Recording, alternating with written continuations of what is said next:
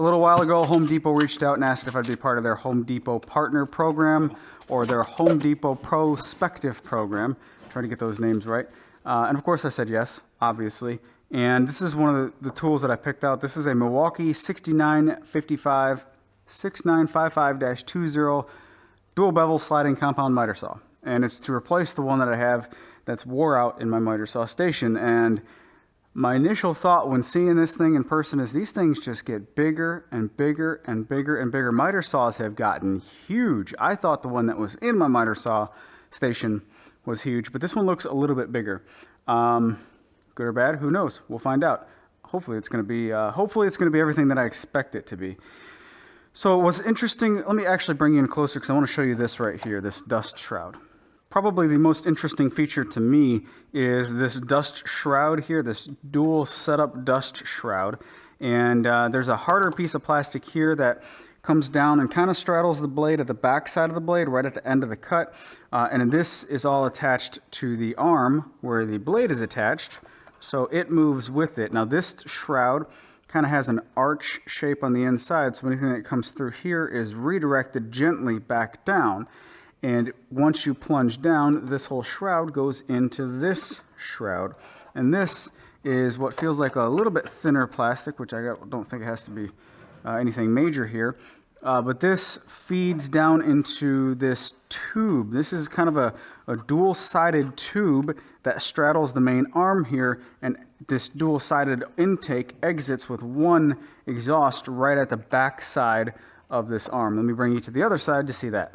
So dust comes in here. It is split on either side to go around the main post. As you can see, that silver area on the inside, that gray area, and then it comes out to this piece right here. Now, I'm not sure if I'm going to actually put the attachment on the back side because I'm limited for space and I just have a big 6-inch high volume airflow pulling all this dust out. So I'm not sure if I need the little bracket here, but this nevertheless is what goes there. So you can, I guess you can put it up or down. I would imagine you'd want it down, right? So if this is going to be used on a stand of some kind, you're going to want it to go down into like a catch pan, catch bucket, something like that. But let's just say you have a miter saw station like I do, then I suppose this would be reversible, right? Negative. It is not reversible because there's a tab down here at the bottom. Oh yeah, actually, yeah, hold on. All right, let me think about this. This tab, no, technically you can't. It has to go down. I suppose that fits the bill for the vast majority of users. Yeah, those tabs are offset. It has to go down, so it can't go up. But that's fine. I'm going to roll with it off because it's going to shoot into the wall of my dust collection box, and that should be just fine. Looks like this is the depth stop. So without it, with it pushed all the way out, we have this metal contact point with this metal contact point for a full plunge cut. But if you want to specify a certain distance or depth for dados or half laps or something like that, you've got this kind of very similar to the turret system on a plunge router, right? So you can lock it in place right here with this jam nut, spin this over into place. This bolt will contact this as you plunge down. And right here at this position, I think I'm about looks like a quarter of an inch away from a full plunge cut. So then you can use the sliding feature to make half lap joints, dados, whatever. This is one of those features that I think that industry standard, you have to include it because everyone else does, but I've never used that feature on my last saw, and I seriously doubt I'll ever use this feature on this saw, but it's right here nonetheless. Bear with me because this is kind of hard to explain, but it's kind of interesting. I have the saw lifted up, or tilted back, I should say. This is the bottom side of the adjustment arm, the miter arm, and there's a mechanism in here, or a concept here that I find is pretty interesting. There's a lot of gear reduction and then a digital readout on top, which I'll show you in just a second. But a typical miter saw, right? You have your locking knob here, and then you have a quick adjust here that engages and disengages your normal detents at 45, 0, all that good stuff. But this has, like I said, a digital readout. So how does that work? Well, there's a shaft that goes through here that goes on to, at the end of the shaft is a rack and pinion setup, but it's not engaged at all. So what you do is you mash this up which lowers this side because the pivot point's right here in the middle. It lowers this side, which is a little bit of a lock, and hard to do upside down one-handed, trying to get out of the way of the camera. And this will click forward. You heard it click forward, right? So basically right here is the pivot point here is a lock that goes up and down. And as you push this lever up, this side comes down and allows a inclined plane with a catch on the backside, similar to the way just a typical door in your house closes. The inclined plane passes by it, and then it locks into that little latch. So now you are locking this shaft all the way in place, which allows for the rack and pinion setup to dial in a precise little angle with a digital readout on top. I thought that was pretty darn clever, and there's some gear reduction going on in here as well. When you're done, once you have the angle you want, you lock it in place, and then you mash this up once again, allowing that lock to come down and that inclined plane, or that whatever that is, to slide back this way and disengage. My arm was probably in the way right there, but you heard it lock, or heard it slide back. I thought that was pretty darn interesting. Now let me put this back together. It's just a little plastic cover I took off, and I'll take you to the top side and show you what the user sees when operating this. So that was definitely one of those situations where nothing was wrong, but something caught my eye and I wanted to learn more. And now I know. And my assembly table is not level. And this is how all that works on the top side. So again, a little digital readout right here. This is not engaged, it's just spinning freely, nothing going on. This is locked, right? Let's unlock it. And then we have our normal adjustment with our detents up there. Like so, like a normal saw.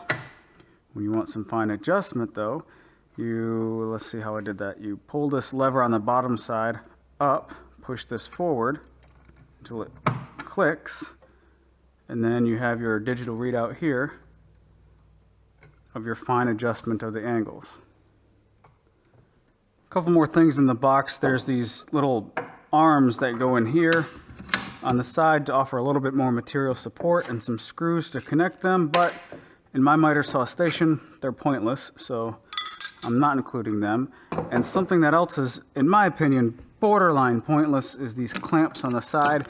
And it's not because they don't work, they do, but because that they're always implemented in such a way that is not convenient at all. And if something is not convenient, you're just not going to use it. So the only company that I've seen do this a really, really nice way is the way Festool did on their Festool Capex. Now, comparing a saw that is half the price of the Festool Capex to the Capex is kind of silly, because that thing is pretty darn expensive. So of course they're going to have a little bit of extra features, but every saw in this price range and lower has this little arm set up here, right? You've got a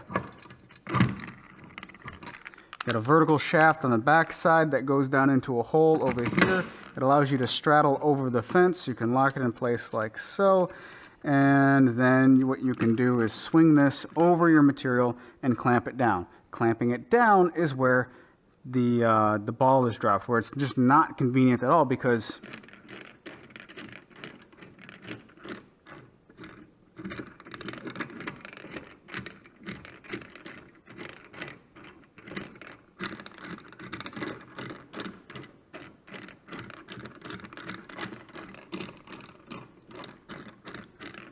nobody wants to do that all day. If there was a quick release right here, these would be used more often. But there's not. And not only that, you have to lock it in the backside every time to use it. So while it works, because everyone that is built like this, they do work, I'm not going to use it. So it just dawned on me that of course you want this little outlet over here for the dust to be pointing down, because if you don't have it enclosed in a station like I do, I've got a complete dust box to pull all the dust from the air behind the saw. But if you don't have something like that, then having it point down into one of these bags that all these saws come with that I completely forget about because I never use them, well, of course that makes sense. Unfortunately, I can't tell you how effective this bag is going to be because I'm never going to use it without it. And actually, like I said, I'm not even going to put this shroud back on at all. I'm going to leave this off. I've already taken the power cord and shoved it through the back side of the box. So now all that's left to do is get all this stuff out of the way to remove this other one. Take this wing out with one little screw. A lot of people have been asking me occasionally how, a lot of people occasionally, occasionally I get asked how the dust collection is set up into this box. This box is taped off, so all the seams are sealed. That little pocket of air or light you see on the top, right up there, I took the tape off to drop the cord down, but the cord goes up through that little hole as well. Everything gets taped off, and then there's just a 6-inch port right there. It's just a 6-inch pipe, and the goal is to collect the stuff that's in the air. And most of the heavy stuff gets picked up. So I've been in this shop for about the station's been assembled in this shop for over a year now. And this is the dust. So piled up a little bit on this side, but it'll naturally form a funnel or some hills or whatever. And then all the dust will, from there, be sucked up. So keeping the dust box 100% free of dust is not necessary at all. It's going to do its own thing, and it's going to keep pulling up the excess as needed.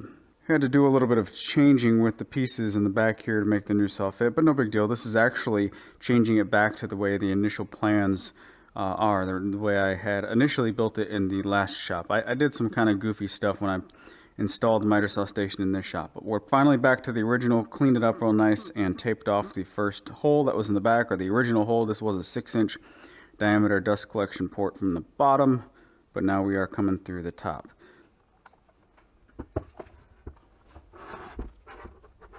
I do not want to replace this ruler on my stop block system here, so the easiest way to keep that and keep the precision of that is to find a board of a known length. In this case, this was in my scrap bin. It's about 18 inches in length. I think it's 18 1/16.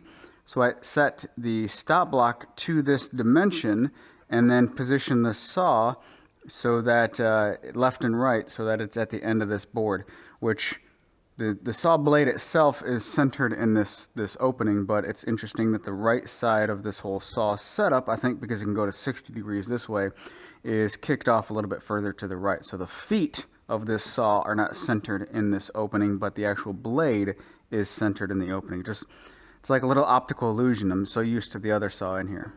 But now I need to position it front to back.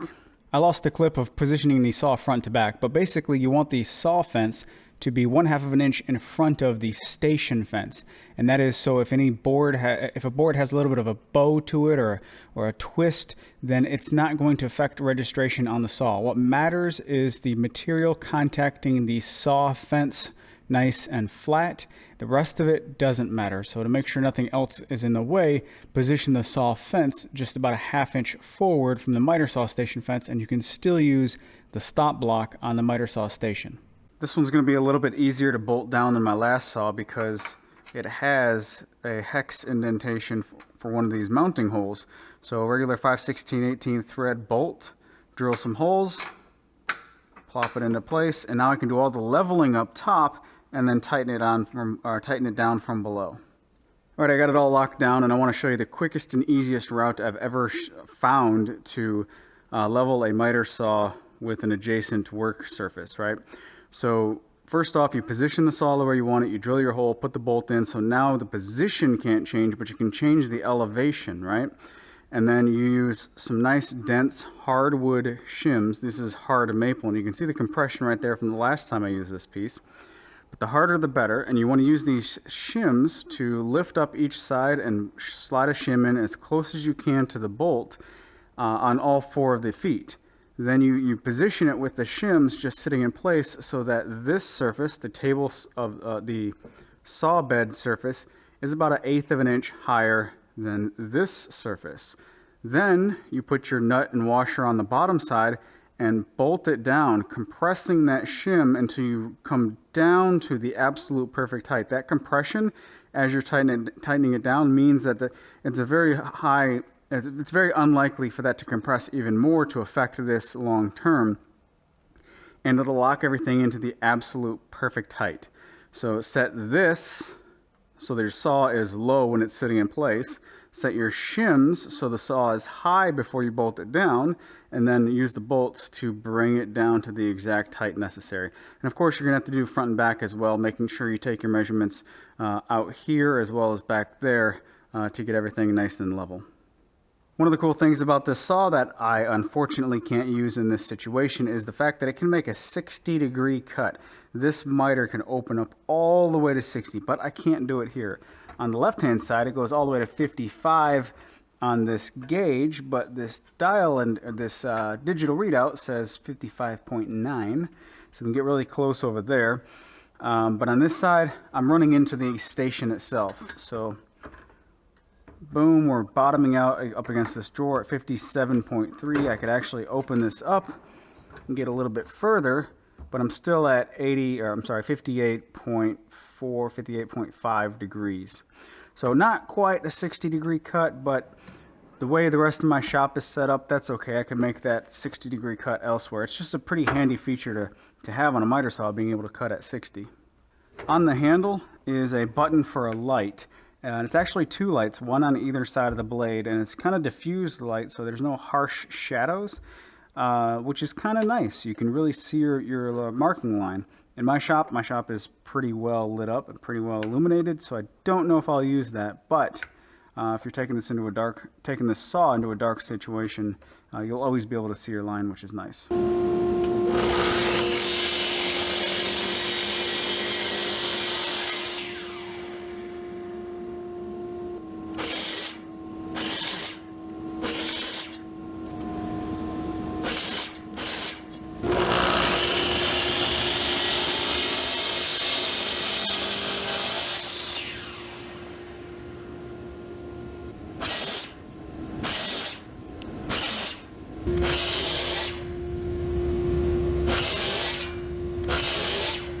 So there's a fair amount of dust on the floor. I don't know how well it's going to show up. Dust on the floor, and then dust all the way out to here on the wings. You can visually see the dust right there. And then there's a pile of dust on top of this board. So if I take this, let me dump it off. Decent amount of dust on the that was on the left-hand side of the board. So it definitely helps to add the wings on either side of the saw to restrict the airflow and concentrate it right where the blade's at, right where the source of the dust is. That makes a tremendous difference. I'll do that at a later date because I don't have any 1/4-inch plywood, 1/4-inch MDF on hand, and I don't want to make something temporary that I'm going to have to replace anyway. So I'll live with this until I find some 1/4-inch thick stock, and we'll get those wings cut, fitted, and installed. But it's up and running, and it works just fine. Like I said, I am going to add the wings to either side. It just makes a tremendous difference if you have your saw in a dust box hooked up to a dust collector. Concentrating it right at the middle makes a huge difference in dust collection. That's basically it for this particular video. I've got to get to work on some other stuff after I clean up in here. If you're interested in more information on this particular saw, this Milwaukee saw, I'll have a link in the description where you can check it out at the Home Depot. If this is your first time here, be sure to go to my website, jcustomcreations.com/newsletter, and sign up for my email newsletter so you don't miss anything. If you're interested in a set of plans for this entire miter saw station, I have those as well. You guys take care, have a great day, and I'll talk to you in the next video.